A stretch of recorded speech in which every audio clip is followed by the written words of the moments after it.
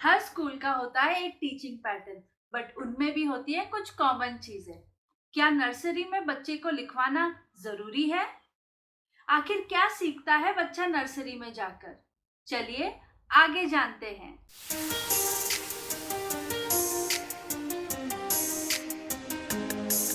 Hello everyone, नमस्ते।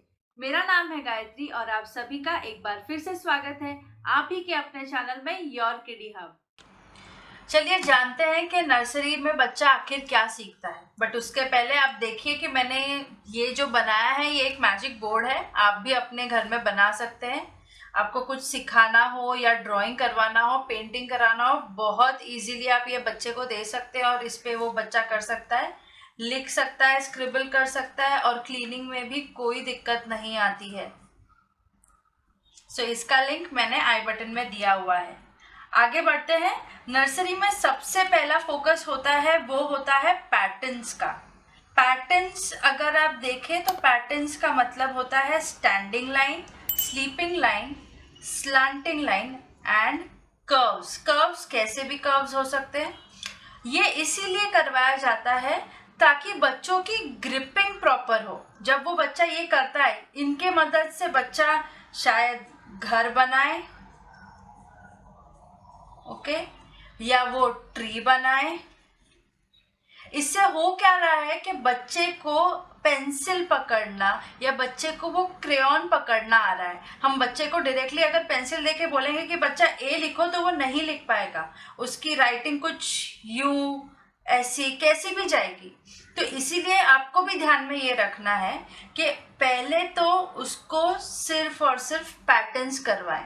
या तो आप उससे डायरेक्टली बनाने बोले, या तो आप डॉट्स दे, या उसको ट्रेस करने के लिए लगाएं। सो होगा ये कि उसका कॉन्फिडेंस बढ़ेगा और कलरफुल, जितना हो सके उतना कलरफुल रखे। सेकेंड पार्ट आता है रिकॉग्निशन का। रिकॉग्निशन मतलब जो चीज है उसे पहचानना।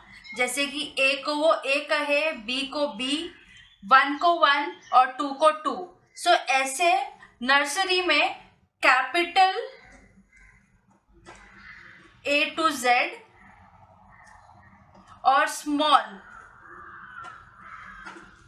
A to Z करवाते हैं। उसके अलावा नंबर्स में उन्हें 1 to 10 लिखवाया जाता है। लिखवाया मतलब एक ट्रेसिंग के पार्ट में, एक रिकॉग्निशन के टाइप में करवाया जाता है।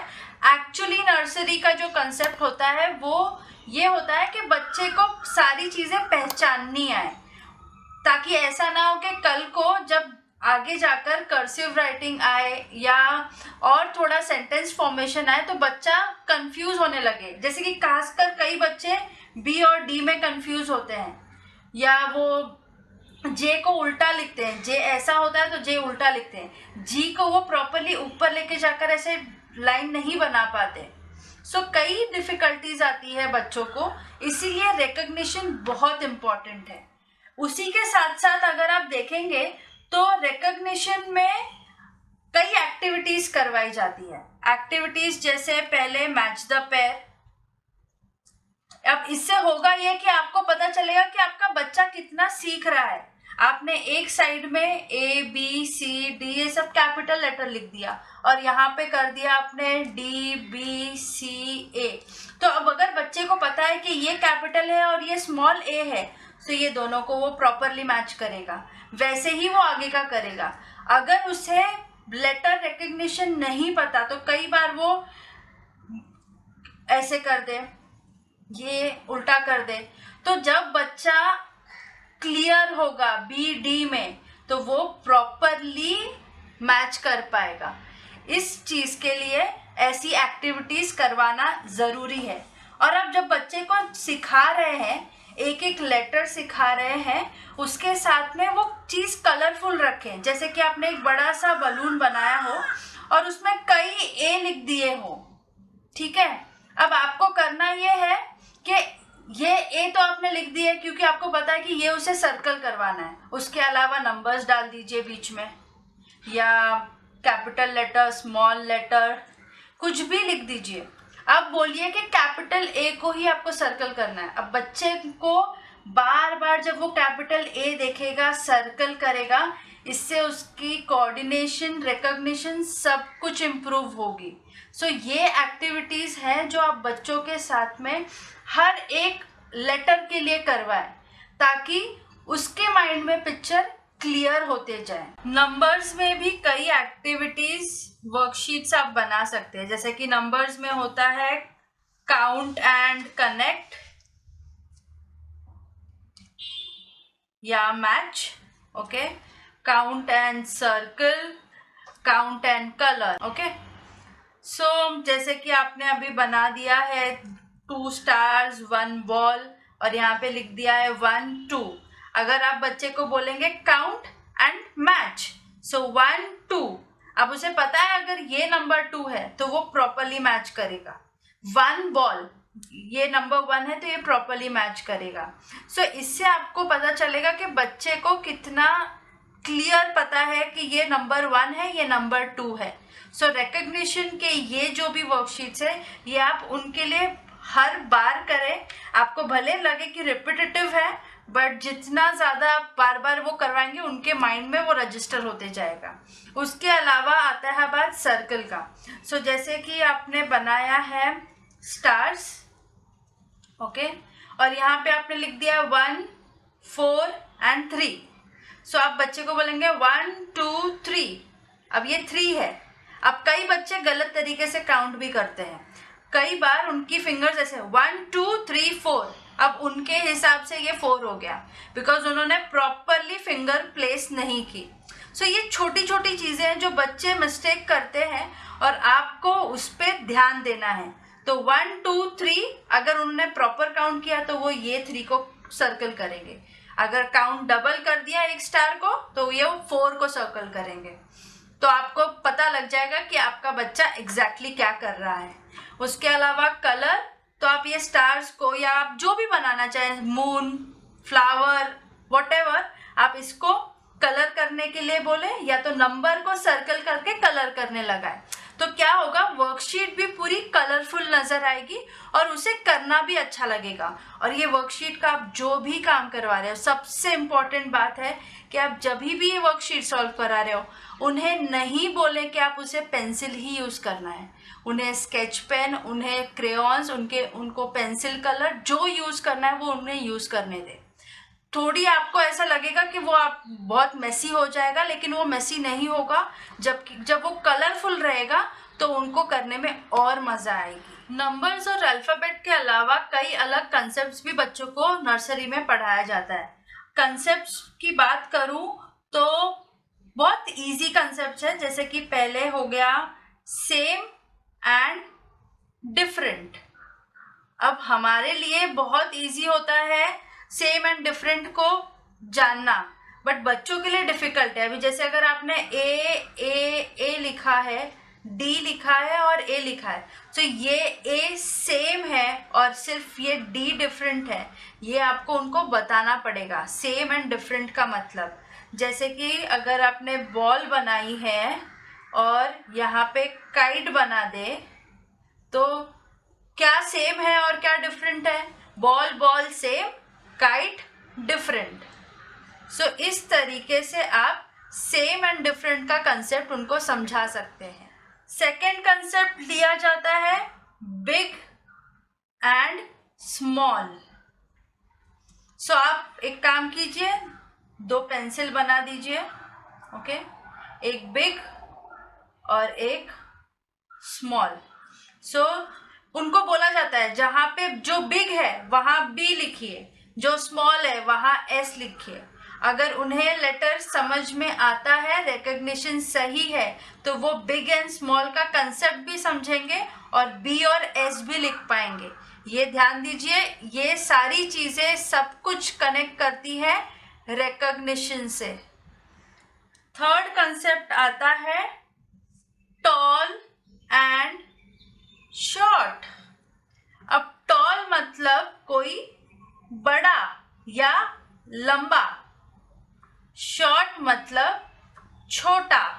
अब वो बोलेंगे कि बिग मतलब भी टॉल होता है, बात तो सही है, बट आपको बताना है कि टॉल कब यूज किया जाता है। टॉल हाइट के लिए यूज किया जाता है, वो लंबा है, he is tall, he is short. So ऐसे उनको डिफ्रेंशिएट करना बताइए। फोर्थ कंसेप्ट आता है मोर लेस।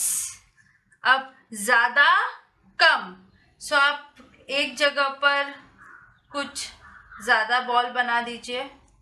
ओके, समझिए ये एक बॉक्स है जिसमें 5 बॉल्स है, ये दूसरा बॉक्स है जिसमें 2 बॉल्स है।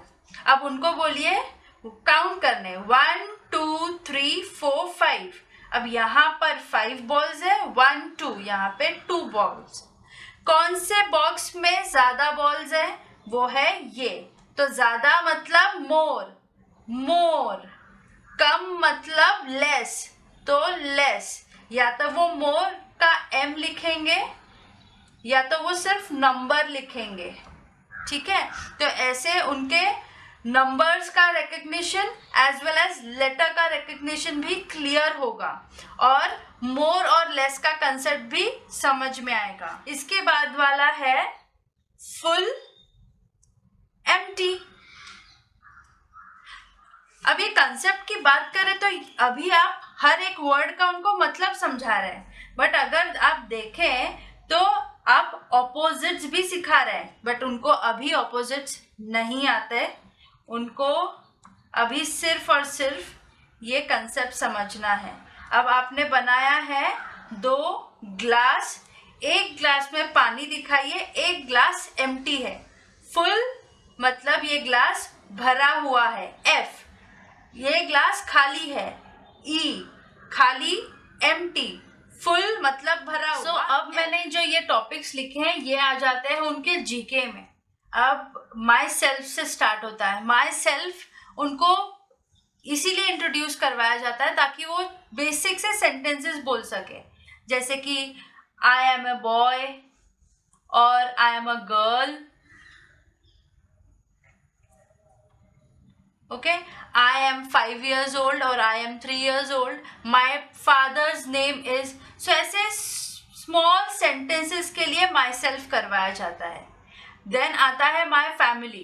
तो my family का मतलब ये होता है कि उनको ये जो father, mother, grandfather, grandmother, daughter, son, ये सारे वोकैबुलरी बिल्टअप होता है उनके लिए। उनको समझ में आता है कि फादर का मतलब क्या है, मदर का मतलब क्या है। सो ये जो है my self and my family, ये एक बेसिक सेंटेंस फॉर्म करने के लिए और वोकैबुलरी बिल्ड करने के लिए टॉपिक लिए जाते हैं। इसमें उनको कुछ लिखवाया नहीं जाता, सिर्फ और सिर्फ बोलना सिखाया जाता है। उसके बाद आता है गुड हैबिट्स। गुड हैबिट्स तो हम घर में भी बच्चों को हमेशा बताते रहते हैं। जहाँ पे भी बच्चा जाए या कुछ भी शैतानी करे, हम उसे डायरेक्टली बोल देते हैं कि बच्चा ये अच्छा नहीं है, ये बैड हैबिट है। सो आपको तो इसके बारे में पता ही होगा। उसके अलावा शेप्स उसे रिकॉग्नाइज करना आना चाहिए, जैसे कि बेसिक शेप्स होते हैं ट्रायंगल, सर्कल, स्क्वायर, रेक्टेंगल। तो ये सारी चीज़ें उनको सिखाई जाती है, भले वो शायद ट्रेस करवाए या उसी को कलर करने दे।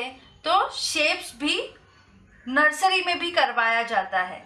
उसके अलावा कलर्स में उनको कलर्स का रिकग्निशन कितना अच्छा है और वो प्रॉपरली बोल पाते हैं, इसका ध्यान दिया जाता है कलर्स में। जैसे कि कई बच्चे घर में, कई पेरेंट्स बोलते हैं येलो को येलो, तो बच्चे को नहीं पता कि उसको प्रॉपरली क्या बोलना है, या बच्चा शायद घर में ग्रीन को हरा सुनते हुए आया है। सो वो शायद उसके मुंह से हरा निकले, बट इंग्लिश में क्या बोलते हैं। तो इसीलिए कलर्स का कंसेप्ट भी नर्सरी से इंक्लूड हो जाता है। Fruits and vegetable her school अपने हिसाब से कवर करता है। जैसे कि कई बार उनको प्लास्टिक के फ्रूट्स एंड वेजिटेबल्स दिखा के सिखाया जाता है, चार्ट्स के बेसिस पे सिखाया जाता है, फ्लैश कार्ड के बेसिस पे सिखाया जाता है। सो कई अलग तरीके से उन्हें बताया जाता है और हर चीज़ वो घर में भी देखता है, तो उसका कनेक्शन बिल्टअप होता चला जाता है। सो व्हीकल का एक कंसेप्ट है जो इंट्रोड्यूस करवाया जाता है, जैसे कि बस, बोट, कार, एरोप्लेन। ये उनको पता होना चाहिए कि वो जो ए फॉर एरोप्लेन या बी फॉर बस बोलते हैं वो है क्या, वो व्हीकल है। ओके, सो इस तरीके से व्हीकल पढ़ाया जाता है। इन सारे कंसेप्ट्स के अलावा उनके साथ कराया जाता है body parts, community helpers, poem and stories. Body parts में उनको बताया जाता है कि हर बॉडी के पार्ट का क्या नाम है और क्या यूजेस है। कम्युनिटी हेल्पर्स जैसे कि doctor, nurses, postman, fire fighter, police, ये सब हमारे कम्युनिटी हेल्पर्स हैं। पोएम्स एंड स्टोरीज में हर स्कूल का अपना एक सेट 20 पोएम्स और 20 स्टोरीज होती हैं। ये स्टोरीज उनको एक मॉरल या एक सीख देती है।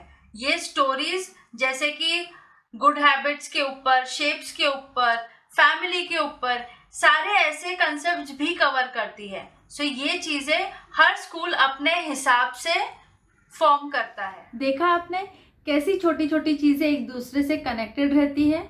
तो आप जब भी अपने बच्चों की पढ़ाई करवाएं, ये चीज़ें ना भूलें और जितना हो सके उतना कलरफुल वर्कशीट आप डिज़ाइन करें। बच्चों को पेंसिल से लिखने के लिए फोर्स बिल्कुल ना करें। अगर वो चाहे तो क्रेयॉन्स या स्केच पेन ये यूज़ करने उन्हें दें। आई होप आपको ये वीडियो पसंद आई हो। इसे लाइक, सब्सक्राइब और शेयर ज़रूर कीजिएगा और आपकी कोई भी क्वेरी हो तो कमेंट में ज़रूर लिखिएगा। Thank you.